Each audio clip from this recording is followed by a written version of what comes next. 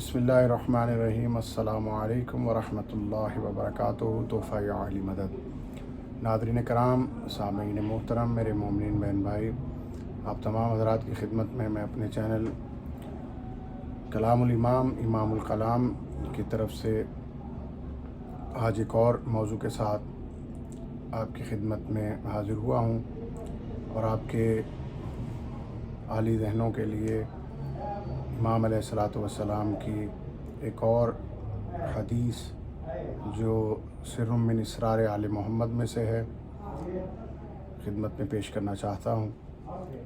आज की जो हदीस और जो सवाल जो मुफज्जल ने इमाम सादिक़ अलैहिस्सलातु वस्सलाम की खिदमत में किया, वो फ़ी मारिफ़त मौलिदुन नबिय्यीन वल औसियाए वल अस्फ़ियाए वल औलियाए वल अबवाब वल हुजुब, यानी मुफज्जल ये पूछना चाहते हैं कि मौला अंबिया, औसिया, अस्फ़िया, औलिया, अबवाब और हुजुब ये दुनिया में किस तरह से वारिद होते हैं और किस तरह से इनकी विलादत होती है। गो के हम लफ्ज़ विलादत जो है वो आइम्मा ताहिरीन अलैहिस्सलातु वस्सलाम, अस्फ़िया, औलिया, अंबिया के साथ ये लफ्ज़ लगाने की हक़ में नहीं है, लेकिन चूँकि बाज़ हज़रात ऐसे भी होंगे जिनको इस हवाले से मारिफत कम होगी, तो इसलिए ये लफ्ज़ मैंने ऐड कर दिया है ताकि उनके समझने में आसानी हो। तो मुफज्जल के सवाल पर इमाम ने फ़रमाया कि ए मुफज्जल, जिस तरह एक इंसान किसी को अप्रिशिएट करता है, किसी की बात को या किसी के सवाल को जब अच्छा गर्दानता है तो उसमें फ़ख्रिया तौर पर, जैसे हमारे यहाँ कहते हैं ना हाय हाय, इसी तरह अरब में हाय हाथ। तो इमाम फरमाते हैं हाय हाय ए मुफज्जल, और उस पर बहुत ताज्जुब कि जब मोमिनीन की विलादत इस शक्ल में हो तो अंबिया और औसिया की क्या होगी। और जान लो कि औसिया की विलादत मोमिनीन की विलादत से मुख्तलिफ होती है, ऐसे ही जैसे मोमिनीन की विलादत काफिरों की पैदाइश से अलग होती है। औसियाओं की माओं के सुपुर्द अल्लाह का राज होता है। मुफज्जल ने कहा, मुझे बतलाइए। इमाम सादिक़ ने फ़रमाया अलैहिस्सलातु वस्सलाम ने इरशाद फरमाया, पहला ताज्जुब यह है कि औसिया की माएँ मर्द होती हैं, ना कि औरत। मैंने कहा सुबहान अल्लाह, ये कैसे मुमकिन है। इमाम सादिक़ ने फ़रमाया, मलाइका औरतों की शक्ल में हैं। फिर इमाम अबू अब्दुल्लाह ने ये आयत तिलावत फरमाई, और उसने फ़रिश्तों को जो रहमान के बंदे हैं औरतें बनाया। गवाह रहो, इसने इनको खल्क किया, अनकरीब इनकी शहादतें लिख दी जाएंगी और इनसे पूछा जाएगा। यानी वजअलुल मलाइकतल्लज़ीना हुम इबादुर्रहमान इनासन अशहदु खलक़हुम सतुक्ता शहादतुहुम वयुसअलून। ए मुफज्जल, क्या तुम जानते हो इससे क्या मुराद है। मैंने कहा नहीं मेरे मौला। फरमाया, इससे मुराद फ़ातिमा सलामुल्लाहि अलैहा है। क्या तुम जानते हो कि कौन फ़ातिमा है मुफज्जल। मैंने कहा मेरी क्या बिसात कि मैं इनके मुतल्लिक कुछ कहूँ, इनको तो अल्लाह ही जानता है। फरमाया, मुफज्जल, तूने ये कहकर ईमान की मेराज को पा लिया। तुझ पर इस जवाब के सबब अल्लाह का फ़ज़ल व करम हो। मैंने कहा, इस अल्लाह की हम्द के जिसने मुझ पर इस बारे में इनाम किया और उसकी तमाम नेमतों पर उसका शुक्र है, इसी की हिदायत पर एहसान है। फिर इमाम से अल्लाह के इस कौल के बारे में पूछा गया, मा यफ्तहिल्लाहु लिन्नासि मिन रहमतिही फला मुमसिका लहा वमा युमसिक फला मुरसिल लहू मिन बअदिही व हुवल अज़ीज़ुल हकीम। अल्लाह ने जो रहमत इंसानों के लिए खोल दी वो गालिब हिकमत वाला है। फरमाया, اللہ نے لوگوں پر جو کھولا ہے وہ یہ علم باطن ہے، یہ اس کی رحمت و فضل ہے کہ اس کے ساتھ جسے چاہے خاص کرے۔ اے مفضل، لوگ گمان کرتے ہیں کہ اوصیاء کی مائیں جنتی ہیں، کیا تم نے یہ آیت نہیں پڑھی؟ میں اس شہر کی قسم کھاتا ہوں اور تم اس شہر میں رہتے ہو۔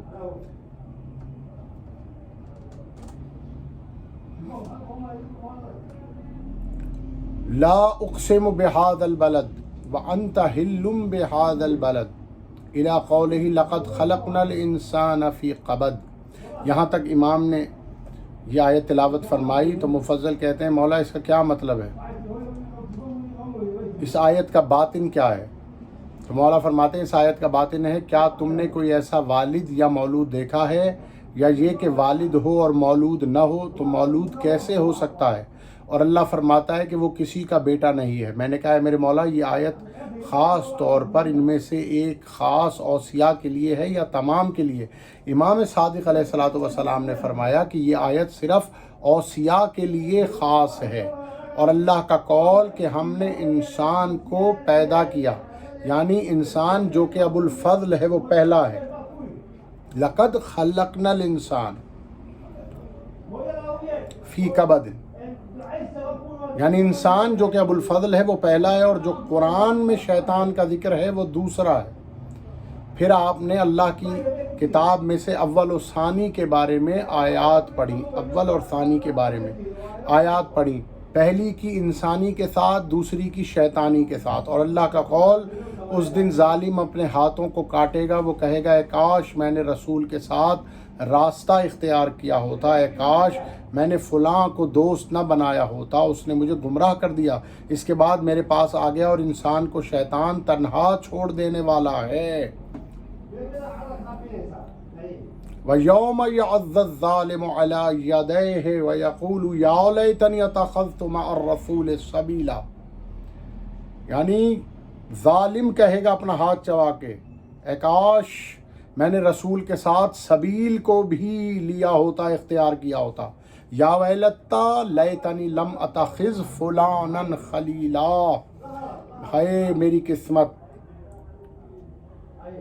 ہائے میری بدقسمتی کہ میں نے فلاں کو اپنا دوست خلیل نہ بنایا ہوتا۔ لقد اضلنی عن الذکر بعد اذ جاءنی وکان الشیطان للانسان خذولا، یعنی وہ کہہ رہا ہے کہ اس نے یقیناً مجھے ذکر سے گمراہ کر دیا، اور یقیناً شیطان تو انسان کے لیے ضرور ذکر کو بھلا دینے والا ہے۔ تو یہاں پہ دو کا ذکر ہوا، ان میں سے ایک کو شیطان کہا گیا، تو آپ خود سامعین سمجھ لیجیے گا کہ شیطان کس کو کہا گیا، اور جس نے شیطان نے جس کو گمراہ کیا وہ کون ہے۔ یعنی خود رسول اللہ کا فرمان بھی ہے کہ میری امت میں بھی ایک سامری اور ایک بچڑا ہے، یعنی جناب موسیٰ کے ساتھ اگر جناب ہارون کا آپ موازنہ کیجئے کہ جیسے رسول اللہ نے فرمایا تھا کہ یا علی انت منی بمنزلت ہارون من موسیٰ، کہ تیری مجھ سے وہی منزلت ہے جو ہارون کو موسیٰ سے تھی۔ تو اب جو معاملات بھی ہارون و موسیٰ کے درمیان جو پیش ہوئے ہیں، جو واقعات ہوئے ہیں، اگر آپ وہ رسول خدا اور مولا علی کی زندگی میں دیکھیں تو بعین ہی جناب موسیٰ جب کوہ طور پہ تھے 10 راتوں کا وعدہ اور اضافی ہو گیا، تو امت نے سمجھا کہ اب موسیٰ نہیں آئیں گے، تو ان کی امت میں سے ایک سامری کھڑا ہوا اور اس نے بچڑا بنا دیا، اور تمام امت جو ہے بچڑے کو پوجنے لگے سوائے جو مخلص تھے، تھوڑے تھے ان کے۔ تو اسی طرح رسول اللہ کی بظاہر آنکھیں بند ہونے کے بعد رسول کی امت میں سے بھی ایک سامری کھڑا ہوا اور اس نے ایک بچڑا بنا دیا، اور تمام کے تمام لوگ اس کی بیعت پہ لگ گئے۔ تو یہاں اس سے مراد یہی،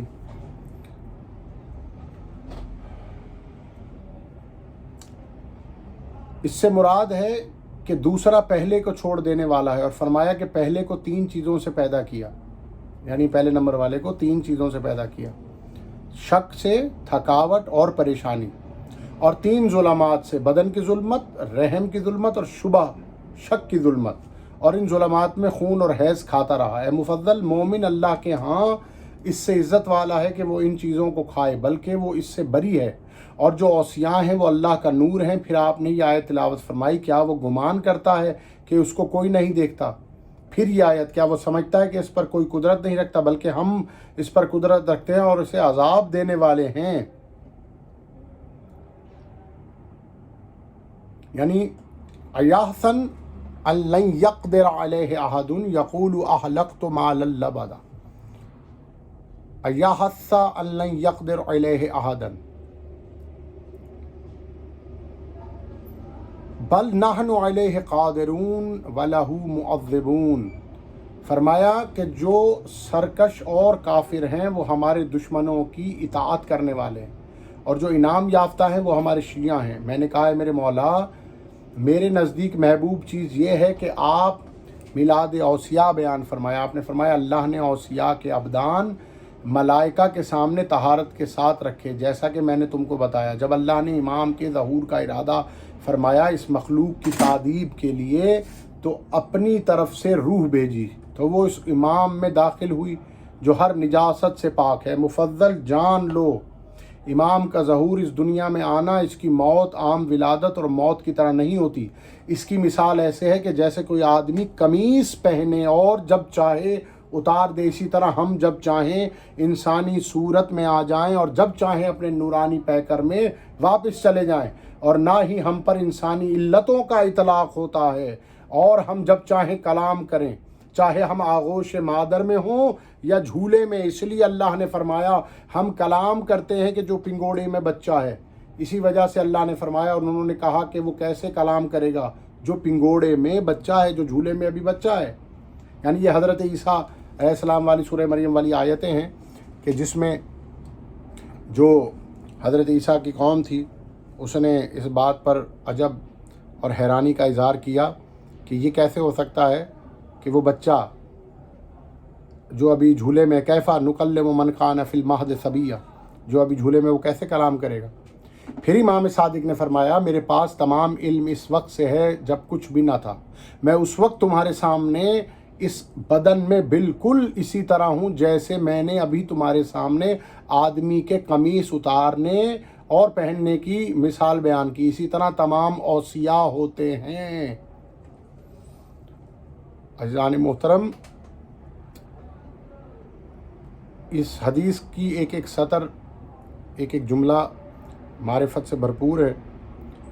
یہ بات تو آپ کے ذہن میں آ گئی ہوگی کہ 90% جو شیعہ مقصرین یہ عقیدہ رکھتے ہیں کہ امام جو ہے وہ عام انسان کی طرح پیدا ہوتا ہے، شکم مادر میں ہوتا ہے۔ یہ تمام لغویات اور یہ بکواسیات جو بھی آپ سنتے رہتے ہیں کہ امام تو اسی طرح آتا ہے دنیا میں، تو امام نے خود اس بات کی نفی فرمائی ہے کہ امام کے آنے کا طریقہ ایسا نہیں ہے، اوصیاء کے آنے کا طریقہ یہ نہیں ہے۔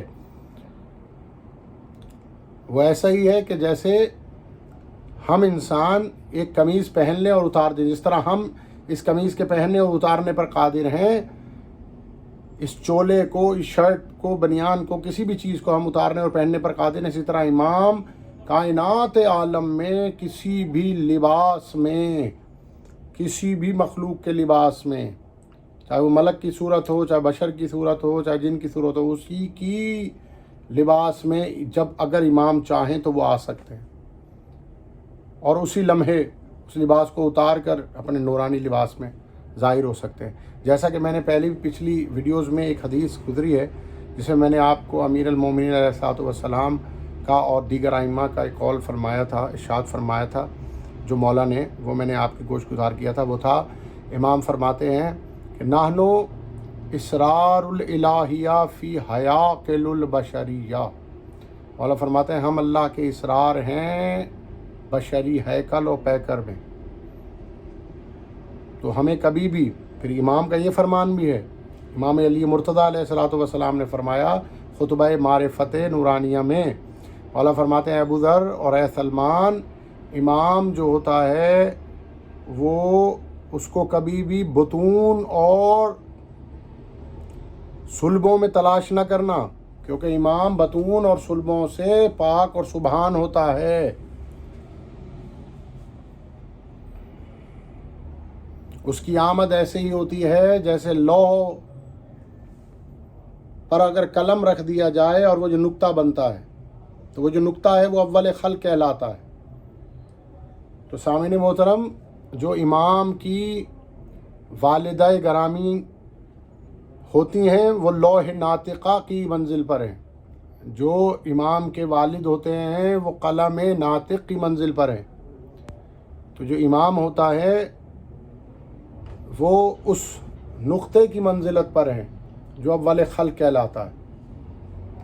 جیسے ہی قلم لوح کو ایسے مس کرتا ہے تو وہ جو نور علم ہے، جو نقطہ ہے، جو پہلے لوح کے سینے پر نہیں تھا یا جبین لوح پر نہیں تھا، جیسے ہی قلم لگتا ہے وہ نقطہ فوراً قلم سے ٹرانسفر ہو کر لوح پر آ جاتا ہے۔ کتنی دیر لگی کوئی نہیں بیان کر سکتا، ویسے ٹچ ہوا اور وہ نقطہ وہاں پر منتقل ہو گیا۔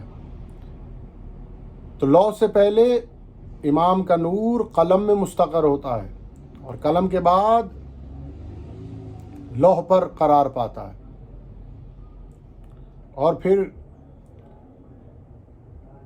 اس لوح سے اس دنیا میں نازل ہونے میں بہت تھوڑا، جس کو انسان جان بھی نہیں سکتا، وہ عرصہ درکار ہوتا ہے، وہ عرصہ لگتا۔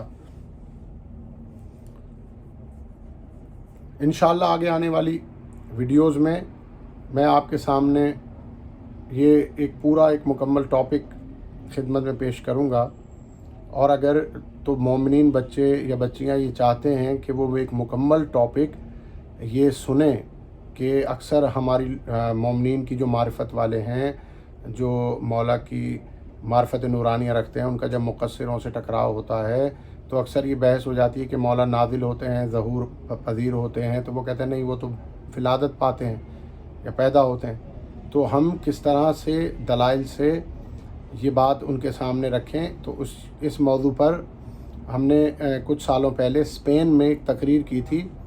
تو اگر آپ اس کو یوٹیوب پہ سرچ کریں، سید قاسم آباد زیدی اسپین، تو وہاں پہ وہ موضوع ہماری 1.25 یا 1.5 گھنٹے کی وہ مجلس ہے، اس میں ہم نے شروع سے اور آخر تک قرآن اور حدیث کی آیتوں سے یہ واضح کیا ہے کہ جو مادر گرامی یہ مطہرہ امام ہوتی ہیں، جو والد گرامی یہ مطہر امام ہوتے ہیں، ان کا کیا درجہ ہوتا ہے اور کس طریقے سے ایک امام دنیا میں نزول اور ظہور فرماتے ہیں۔ تو اگر آپ چاہتے ہیں کہ یہ معرفت کی بات آپ تک پہنچے تو وہ ویڈیو بھی ہماری ضرور دیکھیے گا۔ تو انشاءاللہ آپ کو جتنے بھی شکوک کے دروازے ہیں جن کی وجہ سے پریشانی آپ کو ہے، تو انشاءاللہ وہ سب کے سب ہٹ جائیں گے، شکوک کے بادل، اور ان قرآن کی آیتوں اور برہان کے ساتھ اور حدیثوں کے ساتھ وہ ایک روشنی کی صورت میں آپ کے قلب و ذہن پر نازل ہوں گے انشاءاللہ۔ اور اسی کے ساتھ ہی آپ کی دعاؤں کی چھاؤں میں اب آپ سے رخصت ہوتا ہوں۔ مولا آپ کو اپنی پناہ میں رکھے، آپ کو اپنی حفاظت میں رکھے۔ تمام میرے مومنین بہن بھائی، ہر قسم کی پریشانی سے، ہر قسم کی بلا و مصیبت سے مولا آپ کو اپنی امان میں رکھے۔ اور جاتے جاتے دعا امام زمانہ علیہ الصلوۃ والسلام کی خدمت میں یہی پیش کرتے ہیں کہ مولا ہمیں اپنی معرفت، امر زیارت اور رابطہ عطا فرمائیں۔ اور اپنے تمام مومن بہن بھائیوں سے، سننے والوں سے، دیکھنے والوں سے گزارش کروں گا کہ ہمارے اس چینل کو سبسکرائب کریں، ہماری ویڈیوز کو لائک کریں اور بیل آئیکن کو دبانا نہ بھولیں۔